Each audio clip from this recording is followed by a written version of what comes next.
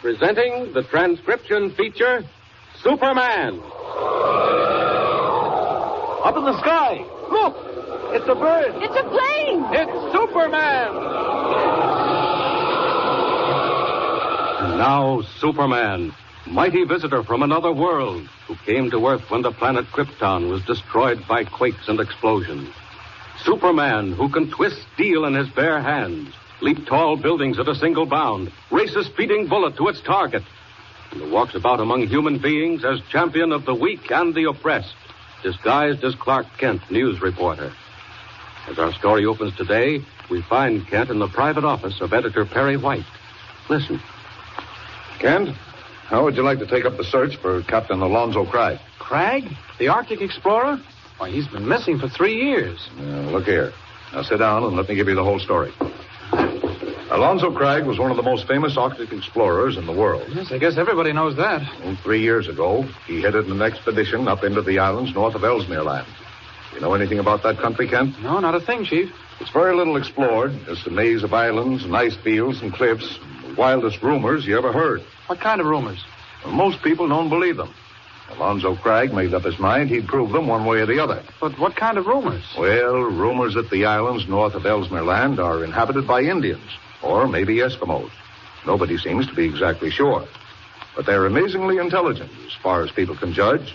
Big and tall and strong, and they're white. What? Well, that's what the story is. A race of giant white men. But that isn't all, Kent. Tie your hat on good and tight and catch this. They're ruled by a single king, some kind of a witch doctor or medicine man, and that witch doctor never dies. Oh, come on, Mr. White. Don't tell me you fall for stuff like that. Just isn't possible. No, it isn't possible. But Alonzo Craig wasn't a fool, Kent. Well, don't tell me he believed it. He went up north to investigate. Traveled thousands of miles over desolate country just 3 years ago this week. And what happened to him? Nobody knows. That's why we sent Ray Martin, one of our reporters, up there after him. And old Professor Peters. Peters? The Yeah. museum man? Oh, say, I know him well. Well, did Martin report anything? Not a word in the last month. Both Ray Martin and Professor Peters seem to have vanished in thin air, just like Alonzo Craig did. You don't mean it. Well, that's why you're going after them, Kent. You're going to look for Peters and Martin. And if humanly possible, you're going to find out what happened to Alonzo Craig. City room, White. Who? Who? Why, yes, certainly I know her. Send her upstairs. Tell the boy to bring her in when she gets here. Say, that's mighty queer. Almost uncanny. You'd never guess in a million years who's coming up. All right, Mr. White, who is it? Miss Paula Craig, Alonzo Craig's twin sister. His sister? What does she want? Well, that's what I'd like to know myself. She certainly can't have heard about Peters and Martin disappearing. Well, while we're waiting, what about them? What makes you think they're missing? Kent, they were supposed to keep in touch by shortwave radio with the base at Port Ormond. They did for a while. 4 weeks ago, the radio went dead. Oh, well, that might not prove anything, Mr. White. On the other hand, it might prove a good deal. Because yesterday I received an important message. What was that? Our man at Port Ormond telegraphed it down. It's common gossip among the Indians at the trading post that Martin and Peters have been lost. Lost? Well, how would Indians know that? Don't ask me, Kent. Apparently they do know something, and they won't tell. Come in. Oh, hello. Hello there, Miss Craig. Oh, Mr. White, I hope I'm not bothering you. They said to come right in. Why, certainly, by all means. Oh, may I present Mr. Kent, Mr. Clark Kent, Miss Paula Craig. How do you do, Mr. How do you Craig? do? It's a funny thing you picked out today to come in, Miss Craig. Kent's on his way to Port Ormond in the north. Mr. White, something's happened, and I don't know what to make of it. Why, what is it? You remember about the rings. I think I told you about them. Well, you might tell Kent. Mr. Kent, Alonzo and I were twins. When we were graduated from school, my father gave us both identical rings, carrying his initial and our mother's initial in a sort of seal on the back. And the point is, Kent, that Captain Craig always wore his, and Miss Craig always wore hers. That is, she did until Ray Martin went north. Exactly, Mr. White. When you sent your searching expedition north to find my brother, I gave Mr. Martin my ring to take with him.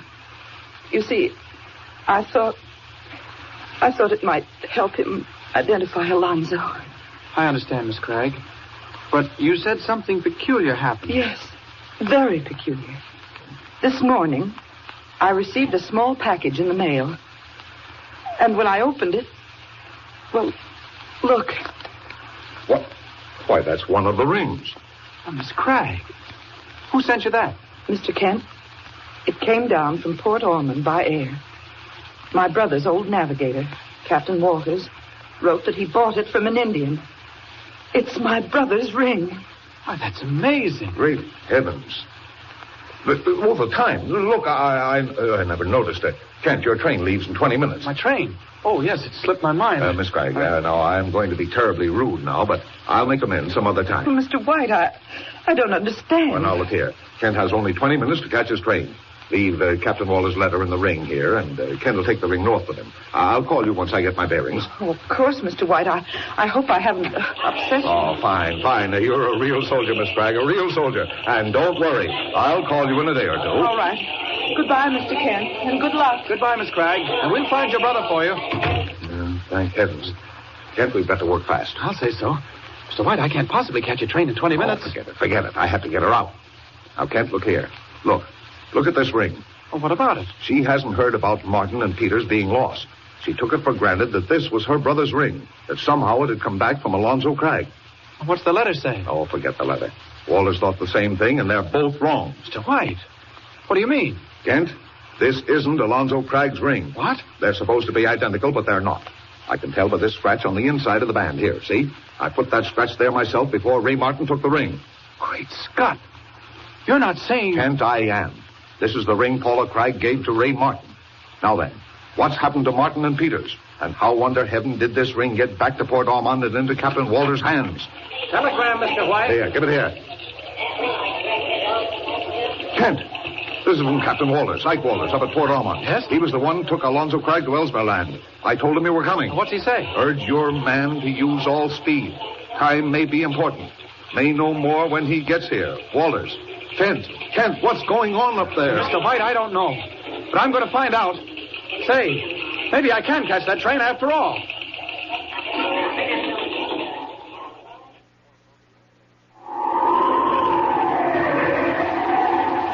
Speeding through the upper air, red cape streaming in the wind, the man of steel soars over the Great Lakes, northward to Hudson Bay, and northward again to the tiny settlement of Port Ormond. And presently, on the deck of an icebreaker, buffeting her way through the fog and ice, Clark Kent, reporter, talks with the ship's master, Captain Walters.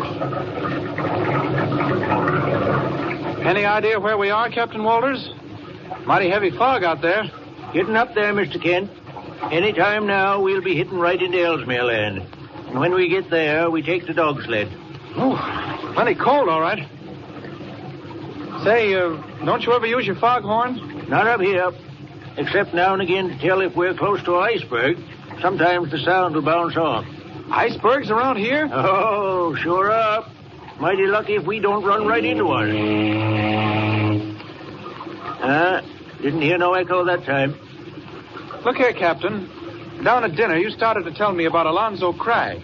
What's all the mystery about? Nobody knows, Mr. Kent. All of a sudden, he just up and lit out with only an engine sled driver. But why? Why would he do a thing like that? Well, some of the men in his expedition said he heard about the Luck of the North, so he set out to find it. The Luck of the North? Yep. What's that? That's a treasure, Mr. Kent. Oh, that's what they say it is. Millions and millions of dollars, gold and precious stones. Land knows what not. What? Up here? Now, don't ask me if it's true.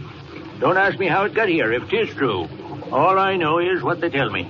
But where is it? Who owns it? Well, they say the Indians owned it. Some say it was always here, and some say it come from pirates and such a couple 100 years ago. Do you believe it yourself? Mr. Kent, I declare I don't know. I've seen some mighty queer things up here in the north. Hey, ain't it getting some colder all of a sudden? Oh, I'd say so. Going through me like a knife. The fog's thicker, too. Say, look here, Captain. Yeah? What about these Indians you were talking about? Well, nobody knows much about them neither, Mr. Kent. They keep to themselves, and their old witch doctor backs them up. If you ask me, Alonzo Cragg went after the Luck of the North, and the Indians went after Cragg. All right, but what about Ray Martin and Professor Peters? Oh, and by the way, you never did tell me how you happened to find that ring. Now, listen. You hear that echo? That means there's a berg right close by. Yeah? Iceberg! Iceberg dead ahead! Astern! Full speed astern! Hey, look. Off the starboard beam. Coming through the fog. Iceberg's closing in on us. Captain Walters, what'll we do? Look! Look! I see it. I ain't blind. There ain't nothing we can do. Hey, look out! Stay where you are now, Kent. I got to work fast here. Hold her off! Put your helm down hard! There, he's gone. They'll never see me in the fog. Great heavens, those bergs are all around us. I think it's time Superman went to work. Up, out, and away! Look at those bergs. They're bigger than mountains. Thousands of tons of solid ice. They're all around the ship. If I can't do something fast, she hasn't got a chance. Down, right into the water. Now then, got to shove this one out of the way. Force a passage for the boat. Good thing they can't see me in the fog. Now. No good. Not quick enough. The ice is closing in. It's crushing the boat.